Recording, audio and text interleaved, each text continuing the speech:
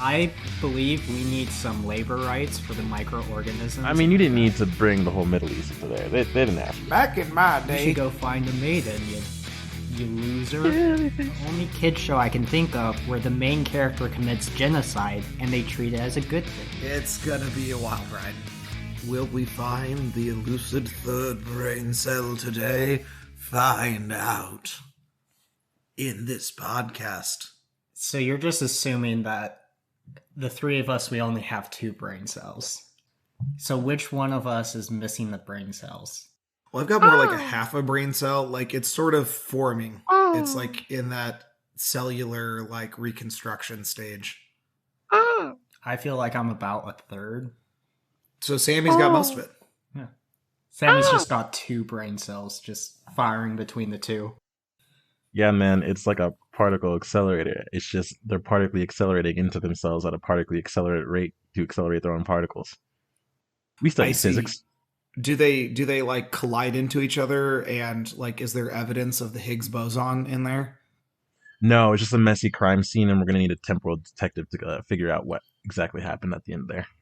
Oh, well, you know what? Actually, if we found some particles that gave our brain cells more mass, it wouldn't matter. Then we could still have half, but they'd still be as massive as a normal brain cell. Yeah, but then you run into the mass to surface area problem. That's the reason why living life forms can't get, beyond a certain size. True. It's 59.8 inches, I believe, for a human. That's how much our skeletal structure will take. Oh, you were talking about your skeletal structure? I was talking about my... Oh, okay. Well, I don't know what the cardiovascular system has to do with that. So that'd be a good question for a cardiologist. Well, it has to do with very small organisms can function just by diffusing, very inactive. While once you get larger, you have to have active transporters. And doing certain things just takes more energy. So then it becomes a problem of how does your organism get enough energy to sustain itself? If you're a really thick, fat-ass organism, you just have many organisms and organelles inside your organism transporting that stuff for you, which may take more energy. Hey, yo, I put some organisms inside your organisms so you can transfuse while you fuse. So are we just talking sounds like about pregnancy? Well, our bodies are full of trillions and trillions of little tiny bacteria and other microorganisms. That's the only reason we're able to live. It takes a team. Mm-hmm. It takes a village. And we're the boss at the top, the CEO, that's just, making all the money while all the little workers live and die, and we don't even notice. Now, if I'm the CEO or the boss or the dictator, so to say, I just, anything that's not working, I just want to take it to the library. I'm just saying. Are we going back to child Get labor domed. No, Nope. we're talking about organism labor. I believe we need some labor rights for the microorganisms in our gut. I don't think that would work out well, man, because if they start revolting, this whole thing gets shut down and we won't get anywhere. I mean, I think they do revolt. That's like when you get sick and you gotta upchuck, right? That's like, hey, here's the revolution. We didn't like what you did. Or Or they're it- just like, we don't like this, and then you either fall into a coma or you faint. Or it's like when you take antibacterial medication, like you have a bacterial infection, and there's just so many trillions of casualties in your gut that you weren't trying to kill them. They were the civilians in that Middle Eastern town. And you drop nuclear bombs regardless. I've kind of mixed my metaphors here. I was going for Middle that got East, so dark. and then I just You like didn't- swerved into Japanese territory. I mean, you didn't need to bring the whole Middle East into there. They didn't ask for that. Neither did the microorganisms. Well, that's true. But they operate on a different time scale because they're small. So I imagine that in the course of a human life, like it's like the entire universe is rolling by. You know what? And that's what Osmosis Jones taught me. There you go. Obscure 2000s movie that most people probably don't remember. I have a very vague recollection of that. Do you remember it at all, Sammy? I love Osmosis Jones. That's how I learned all of my biology knowledge as a kid. Right? There you go. And the TV show was better than the movie. I mean, like straight up, but the movie was still fun. Who doesn't love Chris Rock as a white blood cell? Dude, that was like almost the best part. That was the best part. I don't Wait, know. that was Chris Rock? David High Pierce as an Advil. I don't know. I don't remember what he was. He It was a overstayed Diroxy his welcome. something. Yeah. He honestly should have been dissolved and digested like halfway through the movie. Wasn't But that we like? did appreciate his presence. Isn't that like part of the plot? Is he's got to like he's only going to be there for so long before he's out? And then he's like, nah, I'm going to stay because y'all need Jesus and I'm the best you're going to get. Gosh, I gotta go back. You know what? I feel like I gotta go back and find that movie now. The only things I remember were some of the drama, the animation, and then the fact that the live action segments had Bill Murray have a giant pimple at one point that blew up onto Tina Fey's face. That was Tina Fey. Wow. I feel like you're gonna have that experience though when you go back to something that you enjoyed as a child and you realize that it's actually terrible. Like I had that experience with, I remember really liking Quest for Camelot as a kid, and then at a family gathering, my sister's boyfriend was there, and we watched Quest for Camelot with him, and we were kind of apologizing throughout the whole thing, like this was better in our memory. We're sorry. Right. Well, it's like when you're a kid, You do like that. you just like get into different parts. And I vaguely remember Quest for Camelot, and I want to say that it's like very like the jokes and stuff like are very slapsticky and kid friendly. Like the plot isn't like complex by any means. Mm-hmm. Well, you got the bad guy who fuses a sword to his hand, so, and he's very... That was pretty cool as a kid. Yeah. You know, it is cool as a kid, but now whenever I see like an artist do that, like I was reading a comic earlier today. I was reading like a Korean webtoon, and a villain showed up with sword hands. They're like, haha, I'm so powerful. And I'm just thinking like, man, don't you got to eat? Like, what do you do when you use the restroom? Do you pay somebody on retainer to like help you, or like, is it just a messy affair? I mean, if you think a sword is bad, one of his minions has like 2 ball and chains for hands, like arms. So there is no way. Like, how does he go to the bathroom? Now, granted, he is all metallic, so maybe he just doesn't. But does he rust? See, this is one of the problems with growing up, is that all these things just become so much harder to like enjoy because you're thinking, wait, what are the practical applications of this, and how do you actually live as a like person? You know, I think that's where magic comes in. Now that I'm remembering this, you said the ball and chain guys. Like, it's funny because I haven't thought about this movie probably since it came out, and I don't know what year it was, but I want to say it came out before Shrek came out. So, like, I'm remembering vague details, and I'm like, weren't they like made of armor? They're constructs, so it's probably fine.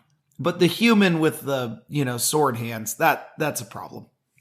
Well, the bad guy had a potion that he basically poured into this pool thing, and he pushed his minions in with different weapons, and they became fused with the weapons in different ways. Like he put an axe and a chicken in, or well, I guess rooster, and it became Blade Beak. His beak was an axe blade. You know that's a D&D monster. It's like an axe beak, I think is what they're called. So clearly D&D was inspired by Quest for Camelot. Uh-oh. Maybe. I think that movie's like 1997, and like TSR was like officially incorporated in like 1980, but sure. So all we have to do is introduce time travel, and then it's clearly inspired by Quest for Camelot. So anyway, welcome to the last 3 brain cells. Welcome to the last 3 brain cells, 10 minutes into our last 3 brain cells. Where we clearly talk about the high questions of what would happen if you had ball and chains for hands, or is this villain's plan really worth it? Speaking of which, we have a smashing good time here. Just swinging ideas around. Swing. So anyway, I'm Lucas. I'm here with Jeremiah Ayo. and Sammy. Ha! That's me. It's a him. So the first thing I kind of have down is recently Elden Ring came out. Oh yeah, you were excited. Like I remember getting texts like, "Hey, check out what came in the mail." And the entire like board game group was like, "You lucky dog." It's a good game. That being said, Tree Sentinel is a dick. Oh. Killing him is the greatest thing I've ever achieved in my life. Oh no. Wow. More so than my degree. Look, I have a very vague idea of what happens. Sammy, do you know much about the Souls-like games or Elden Ring in particular? Nope. Yeah, so Lucas, I think you're going to have to give us some context because I hear Tree Sentinel and I'm just like picturing this giant ent with a big shield who is really rude to you. And that might be wrong. He's nothing like a tree. He's just found the place that has a lot of trees, which I'm assuming is why he's called Tree Sentinel. So Elden Ring, which is one of the Dark Souls games, well, not technically part of that series, but from Software, it's essentially a more open world version of Dark Souls. It's like if Dark Souls and Skyrim had an ugly baby that turned into an octopus werewolf hybrid and started devouring the townsfolk. Why do I know what that looks like? Yeah, that's kind of what some of the monsters in the game look like. But it's because it's so much more open world, it allows them to place really, really tough bosses in really, really easy areas because they're technically optional. And one of the first bosses you run into in the game is called Tree Sentinel. I ran to him fresh out facing the tutorial boss who was a piece of cake. I was feeling like I was hot stuff. And I got bodied by this guy. And after about 20 to 30 tries getting annihilated, I realized, there is a stealth mechanic in this game. And there are bushes placed here and there. I'm probably supposed to just sneak past them and come back later. But I refused. So I died another 20 to 30 times to him before I finally decided, fine, game, you win. And I moved on. Hey, what's the average amount of time from finding Tree Sentinel to death? It depends. 20 seconds, 30 seconds. All right, so 20 seconds. You've died about 60 times. He kills you in 2 hits. Let's see, and then you have to walk your way to him. You probably spend a good Sometimes 3 hours on this. I think I spent more than 3 hours. I spent quite a while trying him. I mean, but that's your experience with a Dark Souls game, is you expect to run into a boss that takes you 50 tries before you're able to beat them. It's just in this case, it's very clear you're not meant to be able to beat this boss. He's just kind of the welcome to a FromSoft game, suck it character. And throughout, the nice thing about Elden Ring versus a lot of other From Software games is because it's so open world and there's so much stuff, like an insane amount of stuff to explore.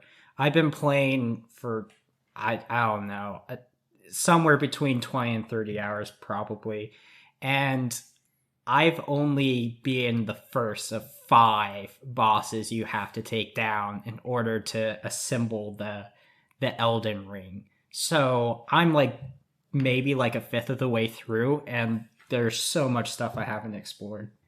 Wow. I did periodically come back to challenge the Tree Sentinel, and would subsequently get bodied again and again, and then I'd be like, fine, I'd leave.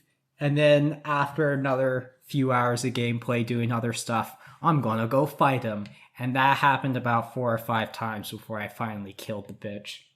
The best part is going to be when you check out a speed run where you're like, all right, let's see what they do. They're probably going to do Tree Sentinel last. And you watch somebody run up to him naked and beat him in 2 minutes flat, and you'd be like, I hate you.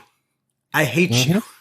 I've seen stuff like that before, because my main introduction to the From Software games was Sekiro: Shadows Die Twice, which is a fantastic game.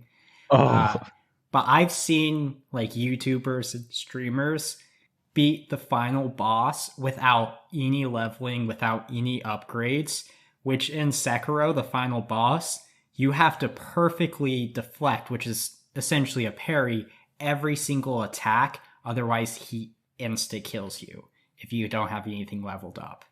Now, Sammy, See, I have a lot of respect for those types of games and those types of like players, because I think either Sekiro or another one, I tried it not knowing that it was a Soul style game, and I basically like I escaped the jail and I'm trying to like escape the compound, and I basically never completed level 1. I think I got pretty far and pretty close maybe 2 times, and then the next 13 times I never got that far and I just rage quit.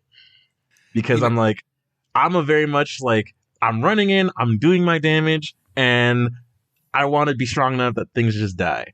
But these games are so skill-based where it's like, oh, I need to parry, oh, I need to dodge. And I just get to a point where it's like, when can I stop parrying and dodging and just hit you with my big metal stick? Like, it's so technical, and I have so much respect for it. But it takes a play style that I have not yet adopted myself to master. hey, and I don't think everybody wants to or needs to master it. I played the original Demon Souls, and I've worked my way through some of the first Dark Souls. I think I got to the Gargoyles boss and got a little ways and went, all right, man, I see the experience and the appeal. This is cool. And then I put in Borderlands instead. Well, Dude, that's a mood. The Gargoyles boss is famous for being one of like the newbie killer. Oh yeah, it's hard. I mean, like the way the boss fight works, for anybody who hasn't heard it, like you already have this really tough boss, and as you're working it down and you get better at it and you're like, okay, cool, I can probably defeat this thing. You get it down to half health, and then another one of them shows up, and it's like, oh hey, you thought one was hard, now deal with 2 of them. That hurts me in my morale. Right.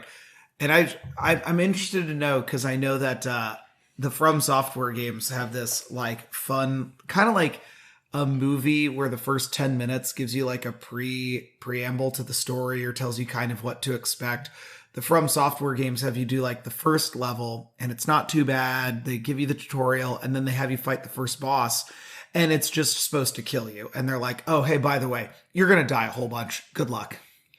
See, in Elden Ring, you go through the tutorial, you emerge from your cave that you just fought through, and it's beautiful. There's green everywhere. You're like plowing forwards. There's some random guy who's like, oh, you're maidenless. You should go find a maiden, you loser. Which is actually like a thing. Like the number of times NPCs had told me, oh, you're maidenless. You're doomed. What? Okay, so I am tangential on this because I haven't played the game. I still check out like the video game websites and stuff, but I haven't read about what maidenless is. I've just seen like posts like, haha, the internet makes fun of everyone else for being maidenless. What is being maidenless? So in the game, the maiden is you use her magic and give her runes, and that's how you level up. So if you're maidenless, you can't actually level. And so until you get a maiden, you're just stuck at the level you're at. Can you pick different maidens? No, there's just the one maiden who joins you. Gotcha. Okay, this is the world of From Software. You don't really have choices. Okay, well, when it comes to that sort of thing. Other than like, how do you want to die? Oh yeah, there's a gajillion ways to die. Yeah, but they love rubbing your lack of mans in your face. And then later in the game, there's a character who asks you if it's okay if she embraces you. And she's like staying down, and she basically just cuddles your head to her breasts. And then you get a blessing that you can use. And then she's like, come back whenever you need this again. And it's like, aw. Hey, sometimes you want to be pulled into somebody's bosom. Yo, that's a mood. I'm shedding a single tear in the chat, in the non-existent chat. Triple Yeah. Fs. I saw a meme that was talking about that as saying they really know their fan base. Hmm? They added this character whose purpose is she holds you and gives you a blessing. Well, look, after you're through such brutality and you just like have to question your own ability and you grind back through it in a game like that, it's just nice to have somebody who's like, "Hey, I know we've hurt you a lot. Do you want a hug?" And the answer is yes. It's like petting the dog in a game. Like petting the dog is like cathartic in a way. I feel like it's more like being the dog getting pet. Ooh, ain't that the truth though? We all need to feel like puppies every once in a while. Feel Speaking alive. of petting, this is not going to be as bad as your mind might have Where come you, to. I mean, where you just came from, that it really sets the trajectory. Yeah, it's not going to be as bad as it could be. So in the game, there are summons where you can summon basically spirits. You can only do this at certain places on the map. It's kind of like they also have a spectral horse that you can summon, but a lot of the areas, especially some of the tough areas, you can't do that in. So it's kind of like the original Dark Souls experience. It's basically a quality of life thing. But at the start of the game, there's a list of different things that you can choose that are like a special item that your character starts with. And one of them lets you summon feral imps. So for the first like 2 hours of playing the game, I couldn't summon these imps. I couldn't figure out how. I was like, wow, this item is terrible. And then I got to some of the boss fights that let you summon imps, and they're my boys. They are the children I didn't know I needed.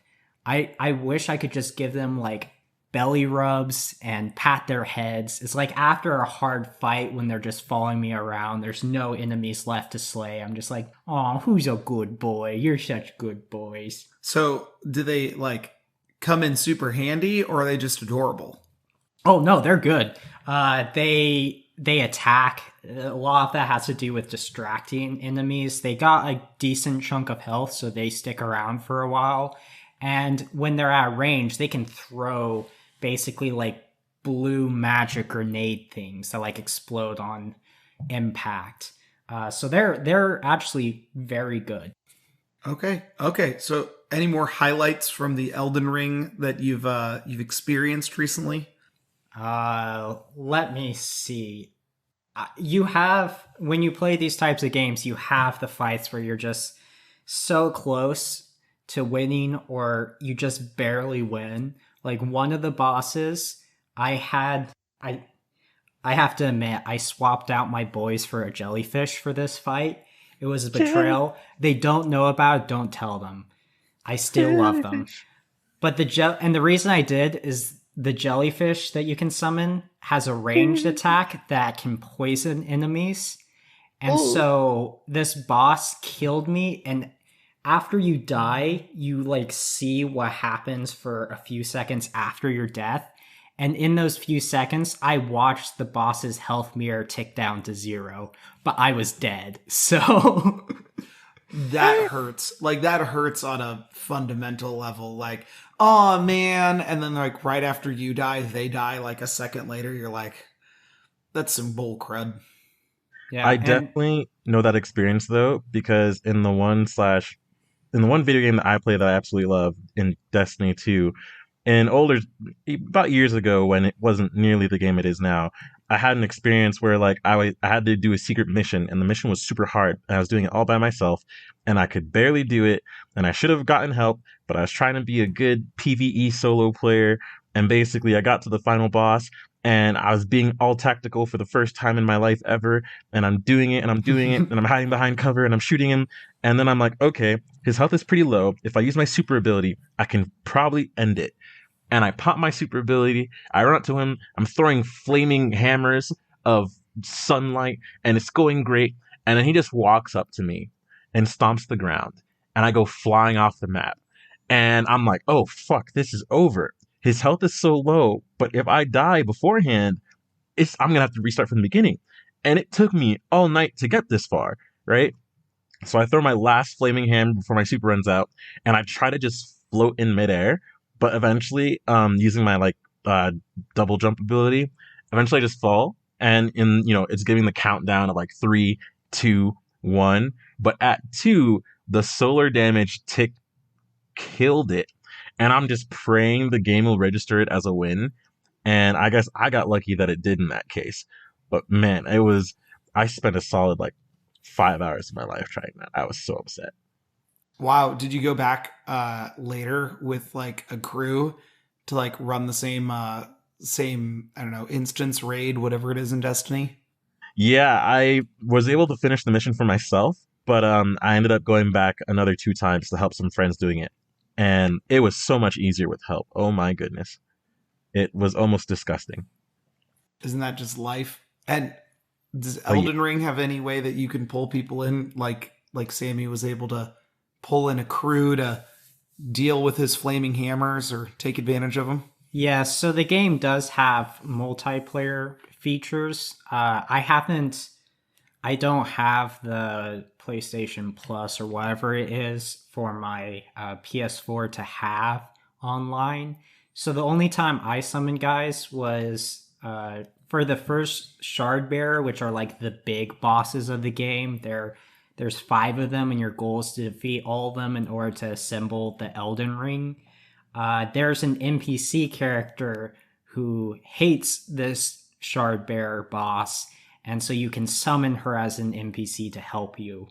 Which is actually, I had a really tense showdown with this character, this boss, because he in his second phase he can do like these grab attacks that deal a bunch of damage, and it was right at towards the end of the fight, and he grabbed me with his special grab attack. I look at my health bar, I'm like, oh, I'm dead. I just have to wait a couple seconds for him to actually kill me. And he finished the move. My health bar, I couldn't see anything. And it really tricked me because the NPC I summoned happened to also die at that exact same time. And so when a character dies, there's a certain sound that plays.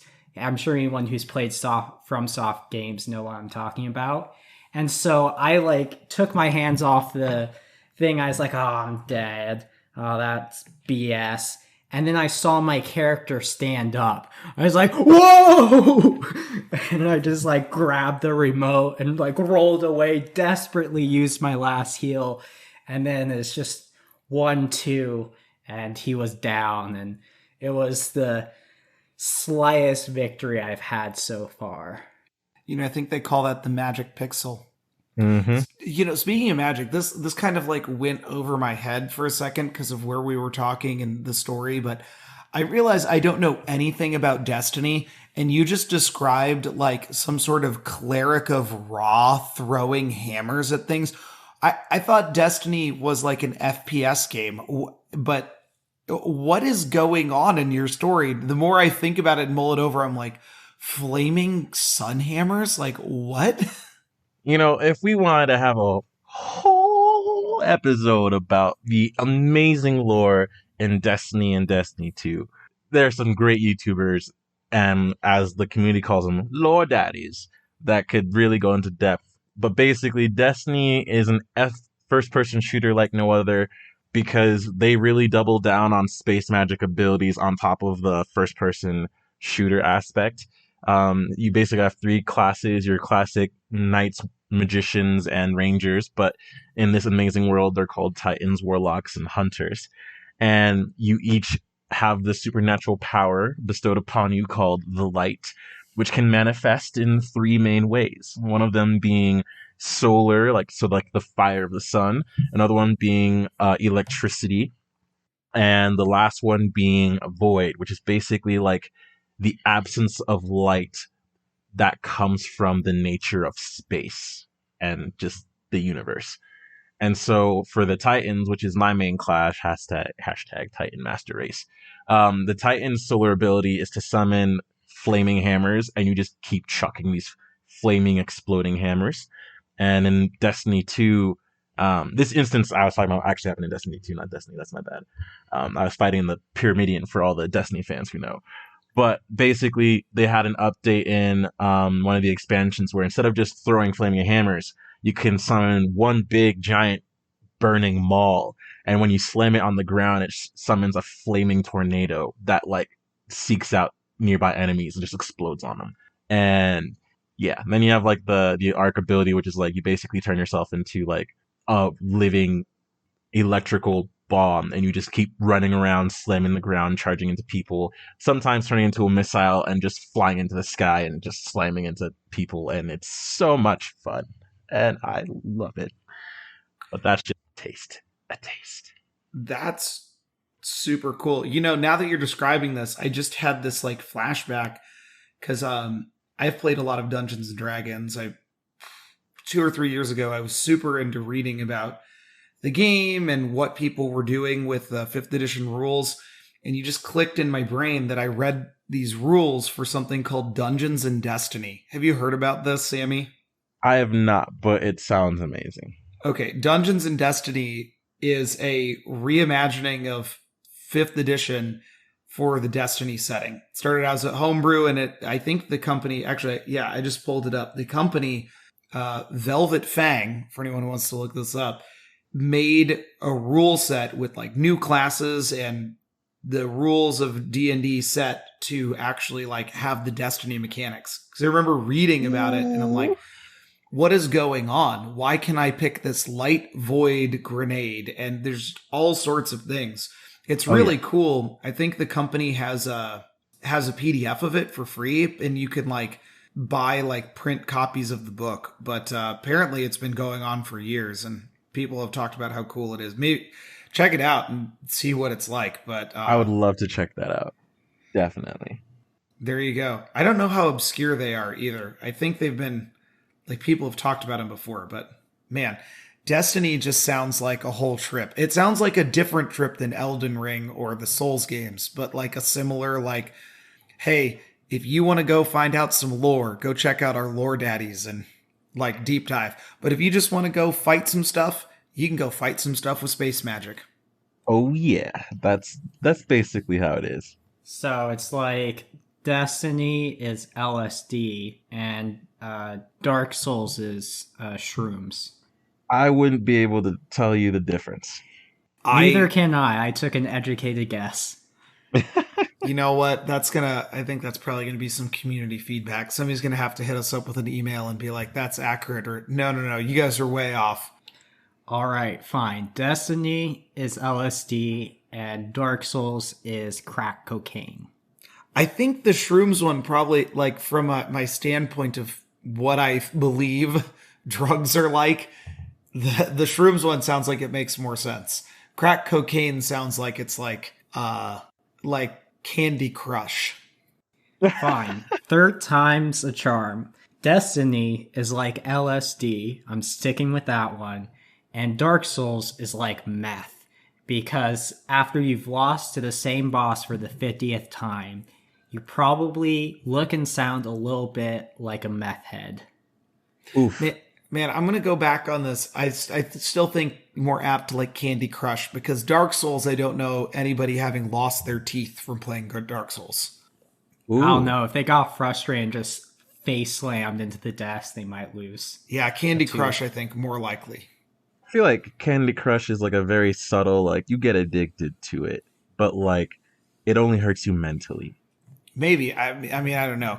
I played a little Candy Crush, and I was like, because it came with like the last phone I got, it was already installed. I'm like, all right, let's check it out. And I went through like 3 levels, and I'm like, all right, match 3, that's cool. And then I deleted it, like straight up. Yeah, you didn't get into it deep enough. Candy Crush was definitely an issue once you get to like level 165, and you're like, why can't I just beat this? It's so easy. You know, now I'm just thinking about the lore daddies for Candy Crush, like the deep lore of the Crush universe, the King Saga. That would be really interesting to like figure out and learn about. Wait, is this actually a thing? Or are you just riffing? I'm riffing, but you know what? A little bit of research is gonna yield some interesting Google results, I tell you what. Actually, that made me think, because I've seen some videos from Game Theory, good old Matt Pat, where he's talking about some of those annoying, terrible game ads, and how some of those games, through their ads, have... It's like this crappy game, but they have really deep and like disturbing lore, lore implications, like a weird plot with like murder and blackmail and stuff. And it's a bad Candy Crush version. It's the actual gameplay. Apparently, there is a story for Candy Crush set in the magically tasty world of the Candy Kingdom. Wow, getting in deep now. It's here where you meet your... I'm just reading this from their Candy Crush Saga wiki. They have a dedicated wiki for it? Yes, although it doesn't look like there's that many pages. I don't know if I'm going to do a deep dive on this, but my favorite is just this opening description of Candy Crush Saga set in the magical, tasty world of the Candy Kingdom. It is here we meet our quirky, yet extremely knowledgeable guide, Mr. Toffee, who runs the candy store in Candy Town. And I think my favorite part of that is that the line, "It is here we meet our quirky, yet extremely knowledgeable guide." Like, it's just like, this is like reading like a spec script, or like a script that it's like, here's this character describing them, like, are quirky but knowledgeable. It's just like, it's an odd, like, oddly specific detail.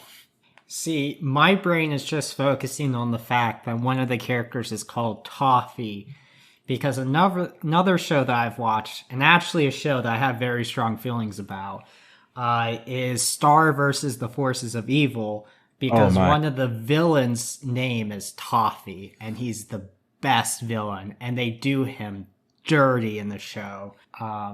Also, Star versus the Forces of Evil, the only kid show I can think of where the main character commits genocide, and they treat it as a good thing. Interesting. Gotta love modern TV, you know? What? Okay, so spoilers for Star versus the Forces of Evil. A show that has been, like, completed for a couple of years, right? Yeah. Okay, cool. So, Several years. Several years spoiler. I could rant for hours about Star versus the Forces of Evil. It's one of those shows that I feel like teaches me something about how you shouldn't write your story for a cartoon, because it could have been really great throughout the whole thing, and they just like mess everything up. But where the genocide comes in is, okay, this actually has to do with Toffee's character. So in Star versus the Forces of Evil, the main character is Princess Star. She basically comes from this royal line who has this wand and basically has this super powerful, can create its own spells, rules the kingdom. And it has a racism story where there's monsters in the universe which are treated like secondhand citizens, which is because in the past there was a big war and lots of bad stuff happened. Toffee is a monster, and his objective throughout the first, I think it was 3 seasons, is he wants to destroy all of the magic. And he pulls off this complicated plan. It all works exactly like how he wanted it to. And then Star, Deus Ex Machina kills him, which he was supposed to be basically unkillable. That's kind of his thing. And that pissed me off. But then later at the end of the show, Star decides that magic is bad because it's oppressing the monsters and blah-de-da.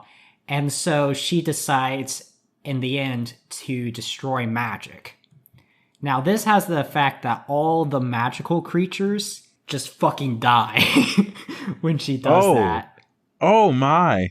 Like, her kind of guide, Glossric is his name, he just dies, and he's like the captain of the magic ship. So he just dies with it, and they had episodes where her wand had a universe inside of it, like a world inside of it, where all of her different spells had different personalities in their own little society. They all fucking die. It's just all of them die, and the show just doesn't address that.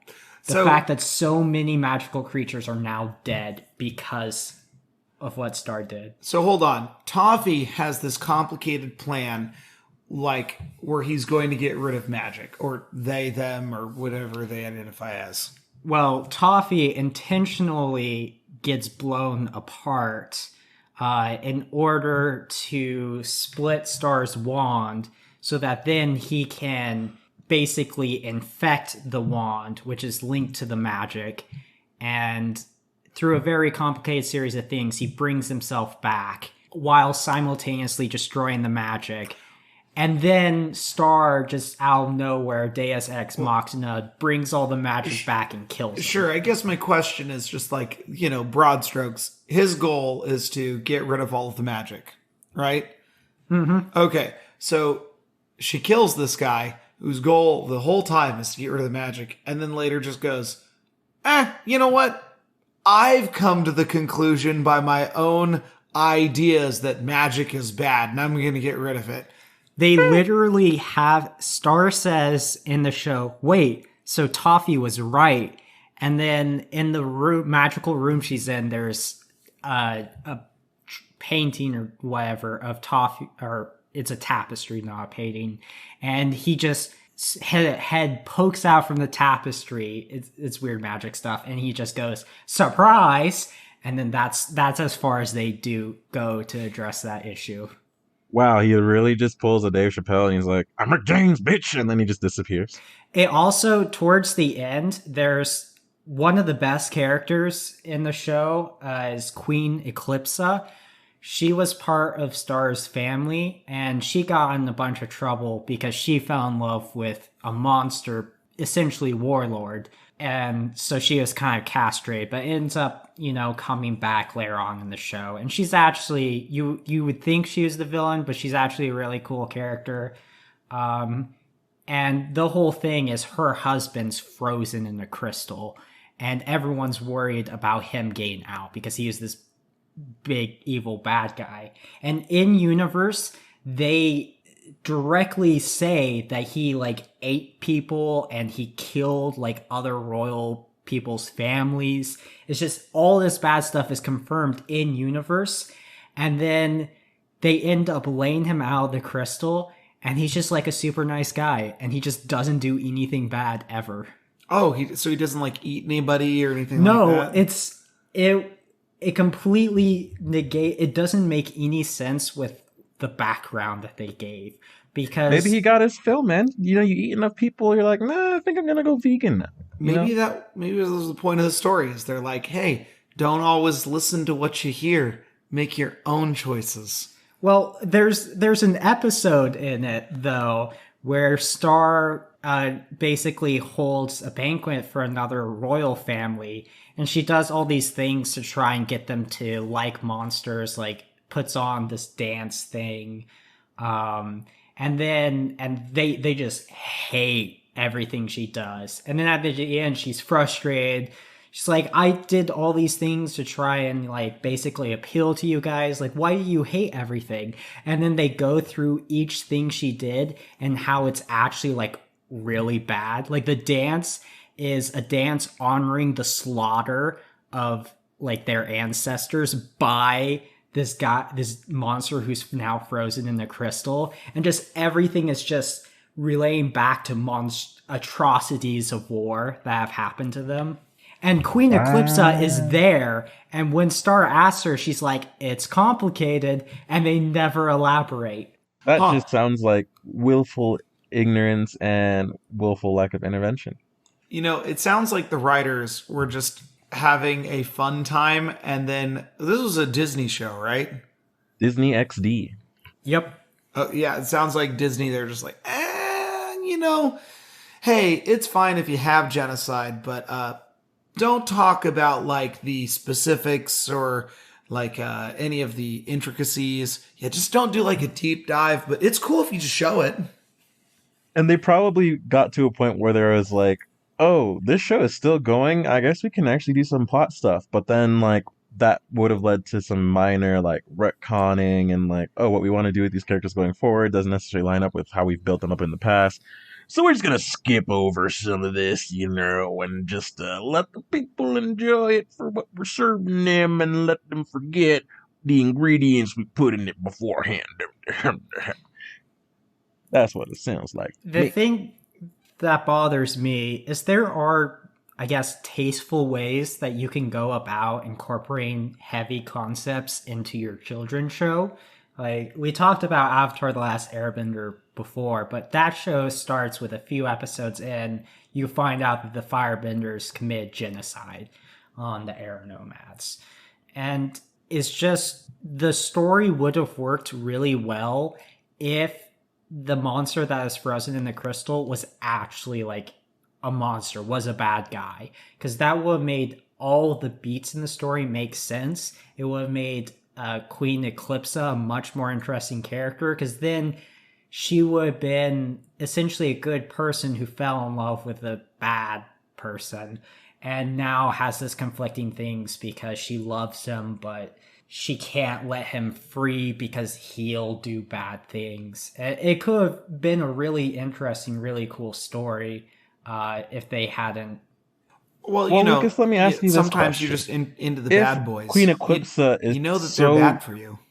If Queen Eclipsa is such a good person and she fell for such a terrible, evil person, you'd have to find a very unique way to be like, oh, despite all of his terribleness, she still loved him.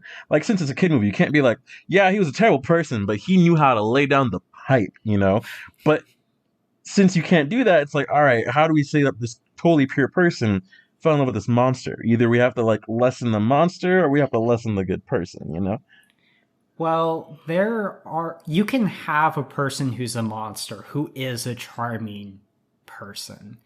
Like, he could be charming, but just be capable of very bad things, or just have a bad temper that sometimes breaks and leads to him doing bad things. Like him eating people.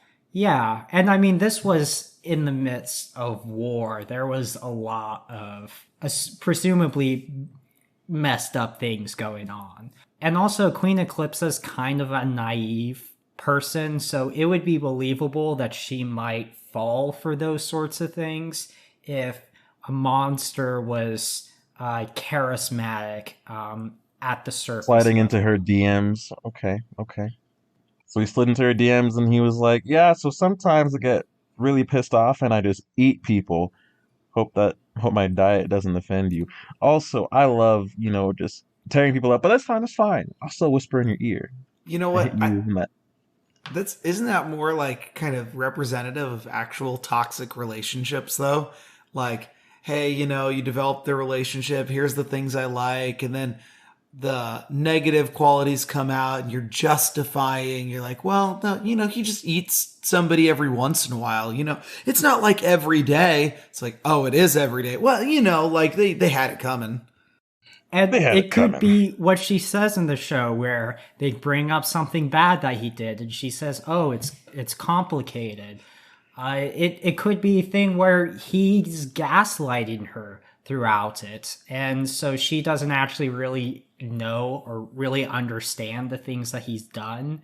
She's just, being emotionally manipulated in that way. There's a lot of interesting things they could have done, but they needed a good villain. And one of the few good villains they had was Toffee. And I'm not going to go into what they should have done with Toffee because that's a whole nother rant. It's interesting. There's another very large fandom that has a kind of similar problem, I think, because the villain is really built up and then there's like nowhere left for them to go once he's free and all of that, right? Other than like actually having him live up to it. And I think the same is true for Harry Potter with what's that spell? The Abracadabra spell, right? Like, you guys are familiar enough with Harry Potter, right? You know a little bit what I'm talking about? Yeah. So from a story perspective, when you're reading the first couple books, like this spell is like the worst thing, and what's terrible, especially like for young kids, it's like it kills you. So you know it's bad. But then as you get further into the series, you know, basically what it becomes is like, hey, we can cast this spell. And it's basically just a gun, right? Like somebody could shoot a character and it would result in the same thing. So it's not like the worst thing, and people can still use magic to hurt each other in other creative like ways that aren't just like, hey, here's a blast of pure magic that's going to murder you. It's like kind of like the same thing. Like there's this build up, and then it's been built up in a certain way, and you just don't have anywhere to go from there. You've kind of written yourself into a corner. Mm. Yeah, and there's the forbidden. What I can't remember exactly what they're called, but there's like the 3 spells you're not allowed to use. There's the Avacadabra or whatever killing spell. There's the torture one, and then the one that lets you control them like a puppet. But there's a lot of really terrible things. Like in the second movie, what's his name? The professor who would erase people's memory and then steal their accomplishments, pretend that they were his. Like Gilderoy Lockhart or something like that. Did he really cast memory spell? I don't really remember. I read the book and I just took him to be kind of like a No, he really did that. He tried to do it to Ron and Harry, but he had Ron's broken wand that was like taped back together, and so it backfires on him and he loses all his memory. But that's why, because he's famous for all these amazing things, but every time something comes up, he's worthless. And the reason is the only talent he has is memory magic. He's really good at erasing people's memory. And what he's done is he's just found people who did amazing things, erasing their memory, and then pretending he was the one who did it to get famous. Huh. Yeah, I don't... It's funny, like, because I probably read the book... I read Harry Potter in my adult life, not as, like, a kid. And, like, that... It's not something I remember from the story from, you know, probably 2 or 3 years that I read. I just remember being like, wow, this book went dark. And that was like my biggest takeaway from, what is that, Chamber of Secrets? Yeah, that was the Chamber of Secrets. When you first brought up Harry Potter, I thought you were going to talk about Voldemort in that he's a very two-dimensional villain. But I feel like that's all he needed to be. He was never meant to be a very complicated, interesting villain. Oh. He just served the evil guy. Kind of like in Avatar The Last Airbender, Ozai's not a very complicated character. He's just the big bad that the show needs at the end. I think that there's a motivation that draws them. Now, full disclosure here, I've read 3 of the Harry Potter books. I haven't read the 4th, 5th, 6th, or 7th. You know, I was told by some people, hey, you should just go read them all. And I was like, you know, I'm enjoying them. I'll space them out and I'll get to them as I get to them. So, you know, I don't really know. He seems like a good enough villain for the books. And, you know, Ozai has his own motivations, which mostly looks to be conquest. I don't know if it was like the way he was raised or what. But yeah, he doesn't need to be more than like, hey, he's a warlord. He's looking to gain more power and influence, and that's bad. And look at the bad things they've done historically. This makes it even badder. Better. Yeah. Better. So, yeah, no, that's not what I was really thinking of. I don't know. He seems like he's a villain who's built up like well over time. You know, the book starts off like, oh yeah, that guy. So. Yeah, I think sometimes, though, it's good to have that two-dimensional bad guy where he's like, nah, I'm just here to mess things up and do some bad stuff. And I feel like there are times where like it's very beneficial to have that setup, because it's not that there's a lack of complexity, but it helps simplify some of the plot points and plot threads, which allows you to add a higher level of complexity elsewhere in your story, if that makes sense. Absolutely. You know, and I don't think every villain needs to be complex, understandable villains, right? Like sometimes you can have enough so that you can understand where a character's coming from, but they're still like the bad guy. I'm trying to think. A really good example would maybe be, for me, would be like the panther in not the panther, the leopard in Kung Fu Panda. He's Hmm. you can understand what his background is, but and they did a really effective job showing kind of like where he was at. But he's still going about things in a bad way. Like you don't need to get super duper deep on it, on Hmm. the villain thing. You need to have enough so that somebody can kind of like maybe see their perspective. And sometimes it just works out to have like, hey, yeah, they're going to destroy the world. Well, why do they want to do that? I don't know. They want to destroy the world. Like, just take it as it is. Come on, let our heroes be heroes. Yeah. And I think that works so well in Kung Fu Panda because the story is about Po getting to the point that he has the abilities in order to defeat the leopard. It's not, he doesn't have any personal stakes with the villain. It's just, is he going to be able to better himself to the point where he's able? Well, he has personal stakes. His personal stakes come a lot more to community though, because like that leopard, which man, I wish I could remember his name, but it's been a while. Uh, Is it Tai Lung? I Shifu? might be Or no. thinking of something else. Shifu's the teacher. I think it's Shilong or something like that. yeah, I just think it's like Tai Lung, maybe. Tai Long sounds right. So as he comes out, he is a character who's been imprisoned. He was promised something his whole life, and he worked hard for it, and then he wasn't the one. And he's like, no, you promised this to me my whole life. I'm taking what's rightfully mine, what I feel like it is. So in the way that Poe is actually the Dragon Warrior, so he has beef with him, and then that Tai Long is coming to destroy the town and act out and rage out against people who are important to Poe. He has stakes, but they don't have like history. I think that's the distinction. Hmm. Yeah, that's why I meant there was no established history between them. For the purposes of Poe, you could sub in any other generic bad guy who's going to mess up the town, and it would fit in that role. I mean, he had a Well, lot more of a personal stakes with Shifu, I think is the name of yeah, his master. it, Or- Hmm. well, that's what makes that story work, right? Because the relationship between Shifu and Poe. So Poe, it is his story. He's the hero in the hero's journey. But there's an acceptance for Shifu of, hey, I raised this kid. He was going to be the best thing ever.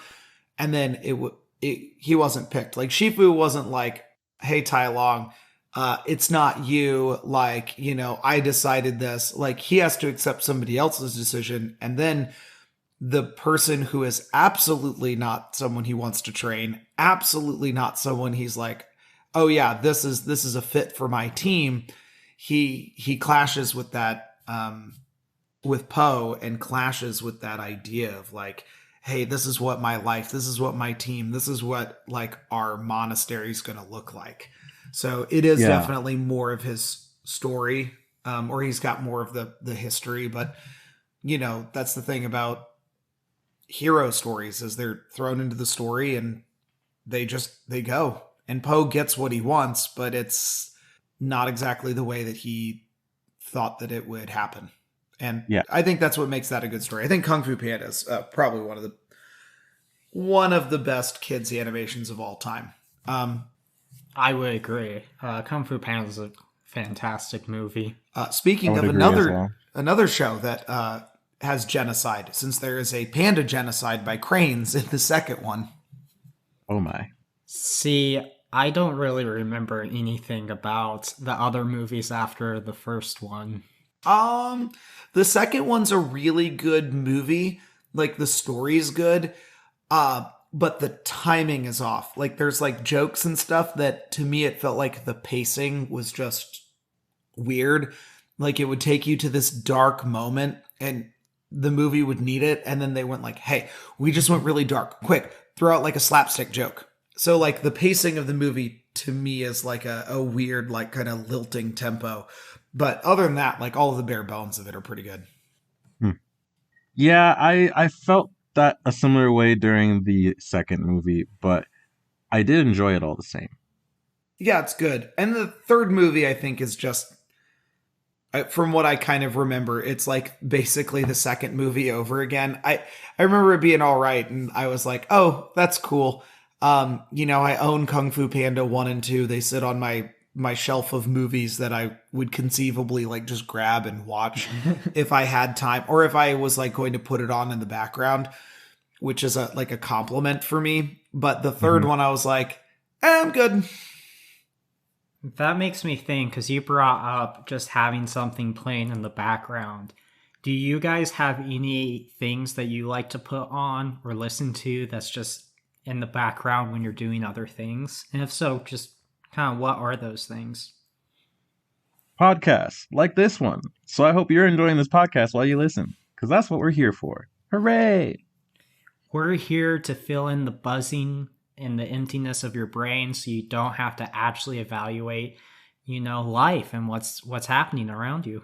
Wow, speaking of going dark, is that mostly what you listen to, Sammy? Do you like throw podcasts on while you're like working or taking care of projects? Honestly, yes. Unless I'm writing something, like when I'm at work, I like having a lineup of podcasts I listen to. I have like a Monday comedy podcast. I have 2 Tuesday comedy podcasts. I have an every other Thursday comedy podcast and a Friday, sometimes early, and it's Saturday comedy podcast. If it comes out on Saturday, I just push it up to Monday. I have like 1 or 2 news comedy, or not news comedy, news pod. I have a lot of comedy podcasts. I'm sorry.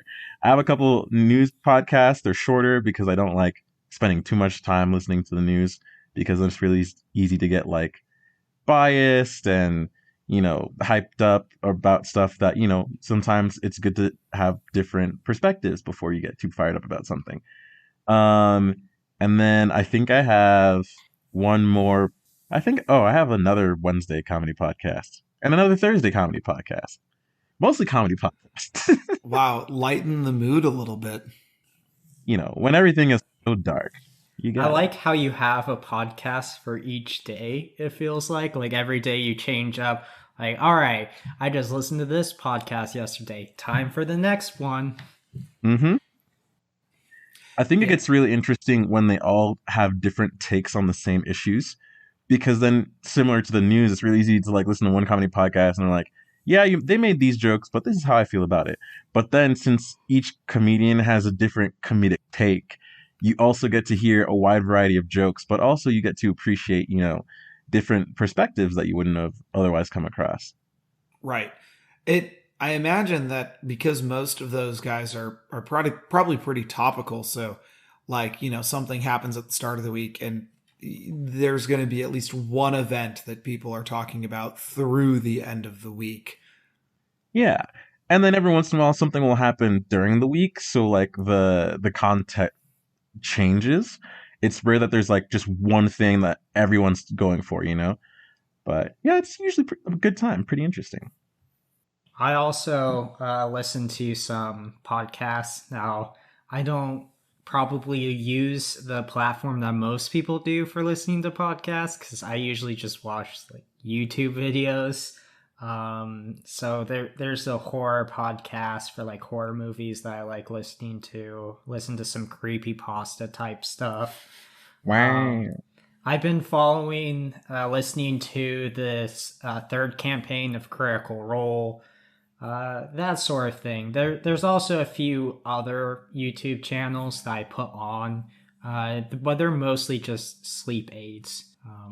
I don't know what it is. It's just I like having something playing rather than just silence. It seems to help me fall asleep if it's something low key like that. Well, I feel like I'm the odd duck out here. I prefer silence for most things. Like, I'm thinking, there's like very select things that I'll throw even like music on. Like, unless I'm in the car, I'm usually not listening to anything. Car is like typically radio, or sometimes I'll throw on like History of Rome. History of Rome is still a great history podcast.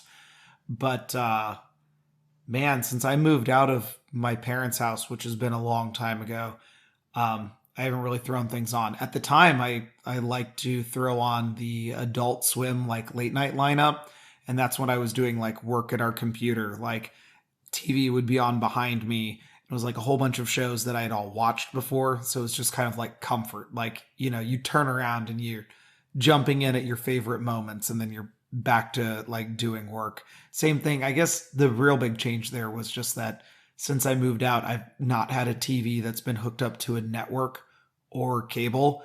So I just kind of like, if I'm watching something, I'm watching something. If I'm not, I'm probably thinking about something or doing something totally different, like engaged with whatever activity I'm doing. Hmm. Is cable still a thing? Has Netflix and streaming not killed it yet? It's slowly killing it.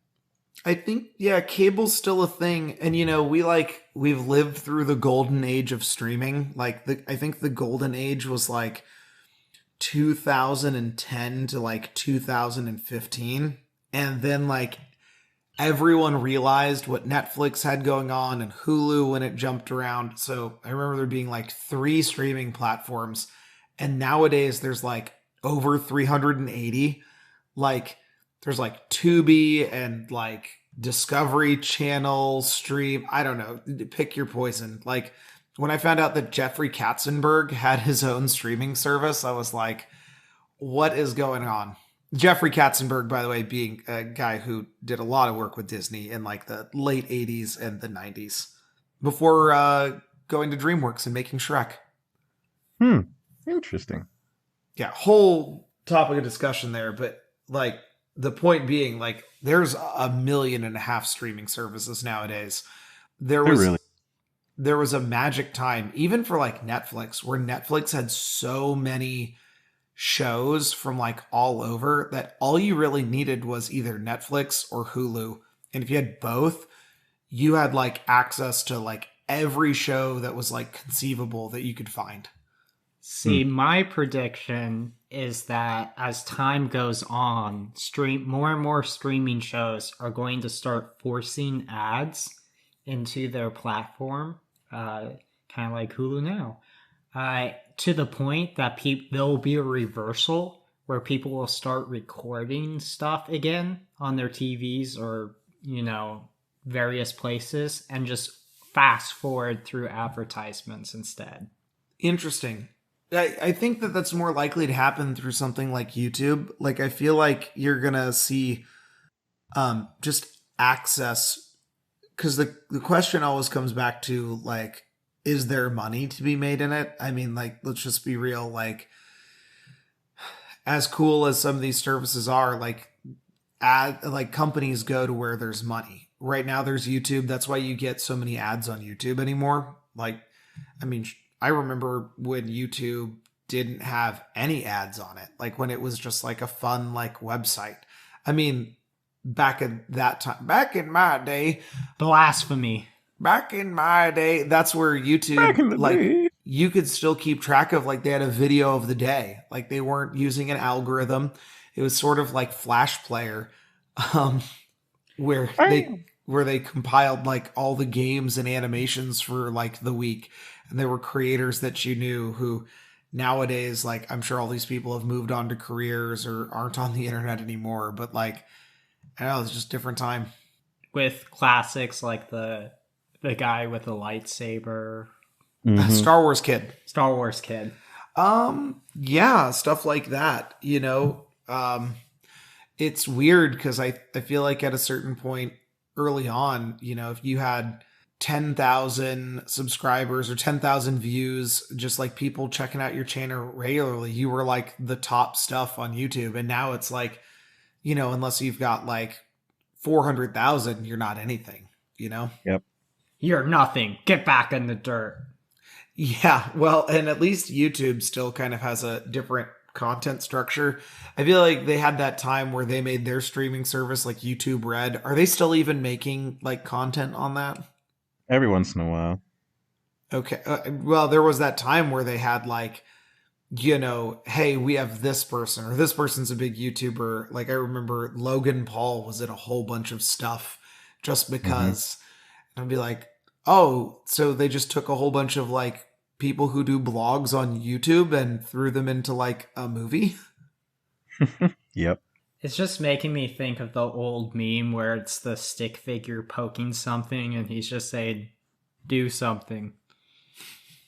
Yeah. Like, that's what YouTube was doing to content creators. It's like, hey, do something. Promote our stuff. Pretty much.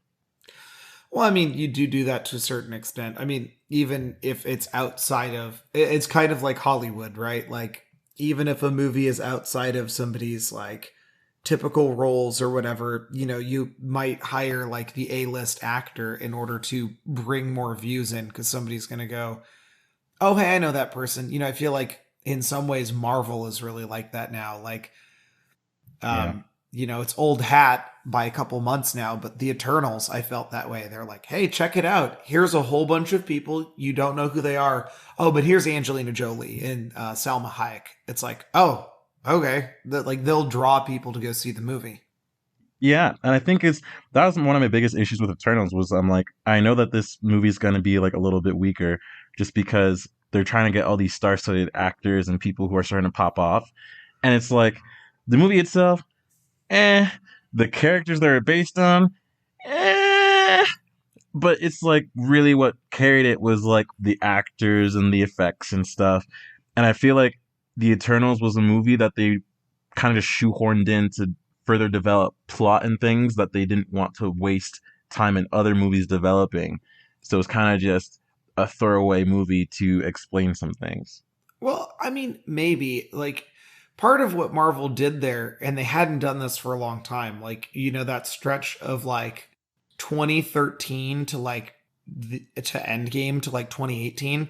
Marvel was taking sort of the James Bond approach to movies. Like when a director comes onto the James Bond movie, they never pick like an auteur. They never pick somebody who's got a strong visual style. They always go for like a company man, a middle of the road director, or somebody who's going to not create anything that's like specific. You're not going to get like a Quentin Tarantino or a Wes Anderson.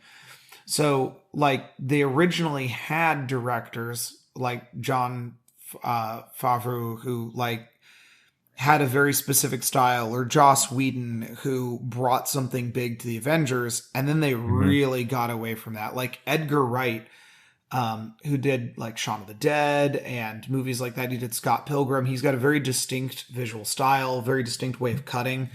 He was actually the original director for Ant-Man, and I believe he had written the script before the Marvel universe started going off, before MCU.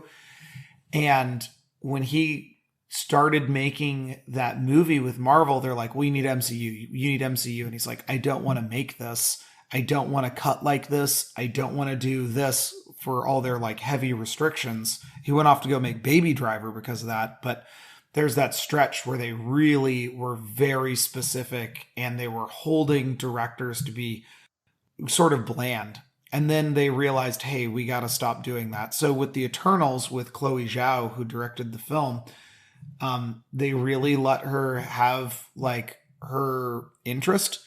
And, you know, her interest just wasn't in the action stuff. Like, that stuff felt very shoehorned. She really wanted to get into the melodrama, I feel like, of the characters. And that's exactly what the Eternals are. They're like a melodramatic family. Like, as weird as it is, the movie is also very representative of what the comic was. Yeah. Speaking of family dramas, have you guys seen Encanto? I have not. Nope, I missed out on Encanto. Like, it just wasn't, I've heard so much about it, and I probably have to go see it at this point. I've just been looking forward to the next Pixar film, which comes out at the time of this recording this month, which is Red. Or Turning Red. Turning Red.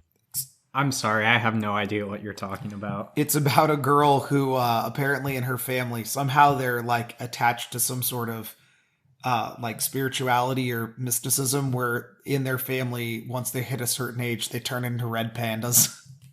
What? It looks really fun. So, I don't know. Future details to be had. So they turn into bloody pandas? Well, like, you know, Well, red red pandas are like the pandas. most docile and easygoing pandas. I thought regular pandas are pretty docile too. Like they're floppy but strong. Yeah, but red pandas take that and then they're like, I'm so peaceful, I'm a meme. Okay. Okay, so you were mentioning Encanto though. Did you have somewhere to go? Since Sammy and I have no context, like, you know, is it a good family drama? Is it a melodrama? Is it just, you know, It's a good film. I don't think I loved it as much as some other people did. It My biggest gripe with it is it has a few songs that are really good. Like everyone's likely heard about We Don't Talk About Bruno. That's kind of its smash hit song. It's the first song to hit Let It Go Heights from Frozen. But Hmm. some of the other songs just seem kind of forgettable to me. Um, but the story itself, the animation is beautiful. It's a story about family pressures, basically mm, how that affects members of the family and how that can tear a family apart, and how to put a family back together that's falling apart. It has a really good message, and overall, it's a good film. I would recommend watching it if you haven't. I was very on the fence about watching it. The advertisements that they did for it just didn't really pique my interest. I'm right there with you. Like the ads Yeah. for the film, like had me going. I don't know what it was. There was just something about it. I'm like, I'm kind of interested in this part, but like it's not pulling me in. Yeah, it didn't do anything for me either. I think if you want to kind of see if it's something you like, just watch the We Don't Talk About Bruno.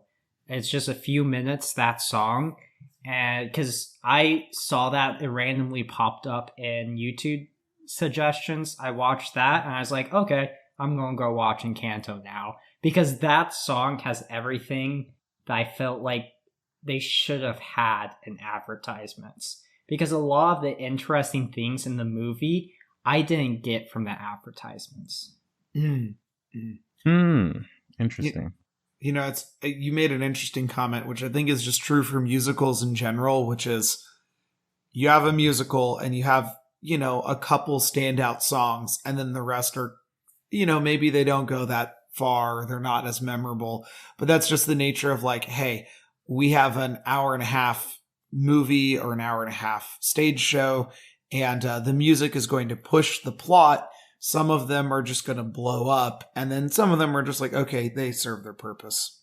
Right. And I don't know, maybe it's just because I'm nostalgic for some of the older films that, are musicals. But thinking back to The Little Mermaid, most of those songs are bangers, as far as I Well, remember. but it's not, you know, it has music, but I wouldn't call the Little Mermaid necessarily a full on musical. It does have an I Want song.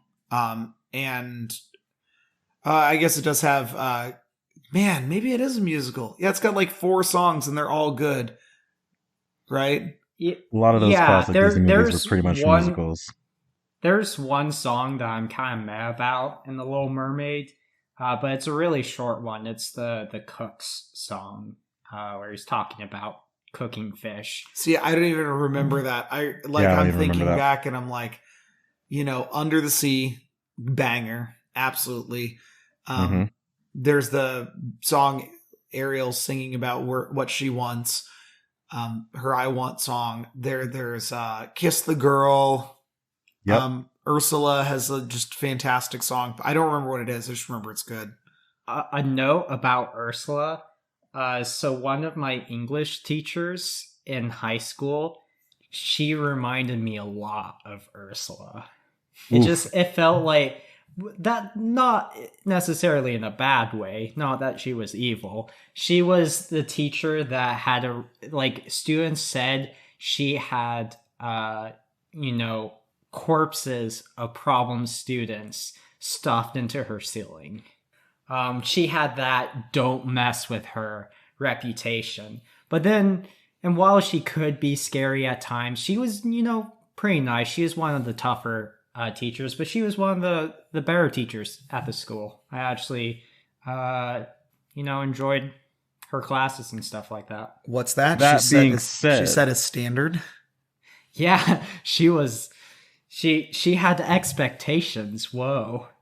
that being said, F in the chat, any lady who gets compared to Ursula, yo, that is an insult.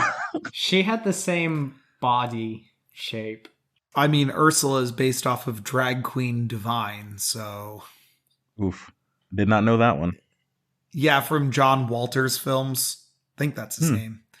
And just disclaimer for anyone who's about to go look up like John Walters films, they're like shock value to the extreme. Like I cannot remember what's the film that put him like kind of on the map. Like it's weird because he was like this underground kind of like director. And then people like saw his stuff and were like, hey, you should direct like major motion pictures. And he was like, are you kidding me? Like look at this trash I'm making. I don't know if he necessarily call it trash, but he understood that he had like a shock quality about him and that there was some, I don't know, inappropriate, however you want to put it, like kind of stuff. So just, before you go check it out, go read a synopsis, go know what you're expecting. Cause, it's gonna be a wild ride. That makes me think, and I don't know if I'll be able to keep it on the podcast, but The Terrifier on Netflix, that's a movie that goes further than I feel like you should go in a horror film. There's one kill that's it. I like horror. I don't mind gore and violence. I will never watch this movie just because I know what that kill is. And I just don't want to have to see the scene where that kill happens. Fair. Honestly, it's interesting. Like, I used to, like, not mind gore and stuff at all. Like, not at all. I don't know what happened, but I think I just hit a point sometime around when Punisher came out where I saw a few shows where I was like, all right, this is a lot. And then I tried to watch Punisher, and I'm like, I want to keep watching this for the plot because I appreciate the plot. But I kind of just hit the point where it's like, even though the gore doesn't bother me, I just find it unnecessary now. And there are some where it does bother me, very rarely, but they exist. But it's like because of it's like, all right, I don't need this gore fest. That's not what I'm here for. Well, it's like a tone thing, right? Like, I feel like there's movies that are just doing it to do it, and then there's movies that utilize the gore or kind of something that's more visceral to their advantage. The Wolverine movie Logan did that really well, where they're like, hey, this is an R-rated movie, and things start off, and he kills like people, like brutally, bloodily kills people. But it wasn't like, hey, we're just going to put gore everywhere. Like, that set the tone for the movie. Like, hey, you've seen Wolverine before, but you need to be ready. We're about to tell a gritty, dark story, is different. So I didn't mind it as much as like just, oh, hey, there's limbs everywhere. I feel like I'm going to need to provide some context for the Terrifier thing. This is going to be cussed. So for people listening, we'll be right back.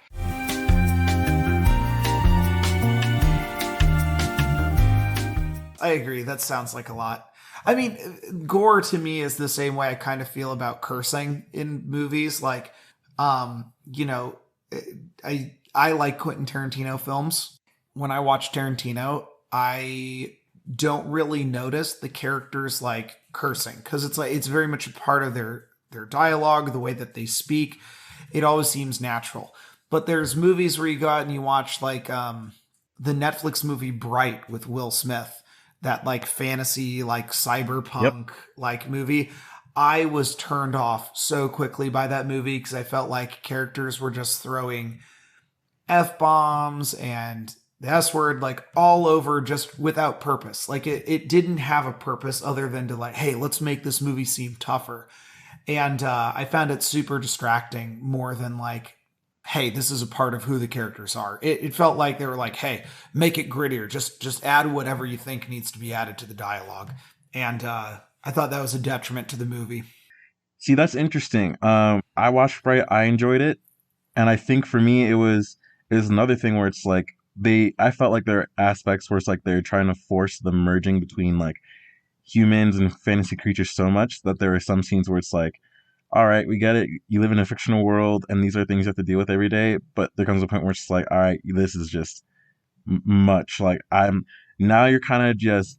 It's like you're trying to get me invested in a lore that we all know you don't have the time to build.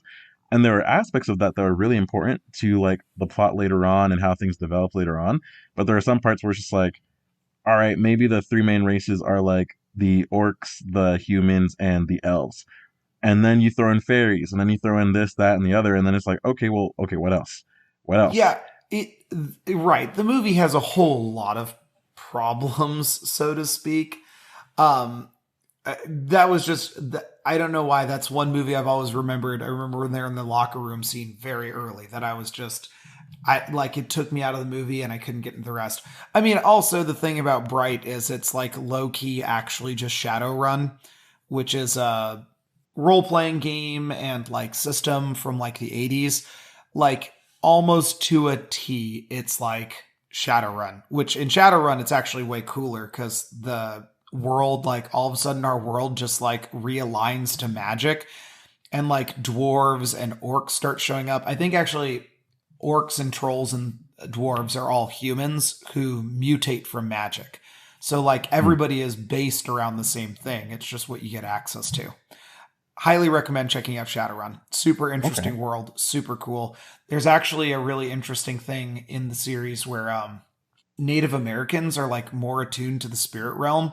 And all of a sudden magic is here and they can speak to spirits. So finally the United States like recognizes like in real sovereignty, like Native Americans, and they actually have like a political power. It was just really interesting, like little ideas from, 40 years ago. But does the spirit world have oil? I don't know. That's probably why. I don't remember. I mean, look, Shadowpunk is a huge, Cyberpunk. Shadowrun is a hugely influential cyberpunk like piece of media. Like if you go start reading about it, you'll be like, hey, wait a second. I've seen all this stuff before in different places. So, I mean, I think anybody should take a look at it if you're interested in sci-fi and knowing how science fiction has developed in the last like 40 years. Interesting. So yeah. Hey, we're hitting about an hour and a half here. I think it's about time to kind of wrap things up for last three brain cells. Yeah. Sounds about good. This brain cell concurs. Yep. This half a brain cell concurs. Oh, shoot. This third of a brain cell concurs. This third of a brain cell also concurs. Sammy, we all know your two brain cells. Stop trying to hide the other two. It really doesn't feel that way, but I will take the compliment. All right. Well, signing off.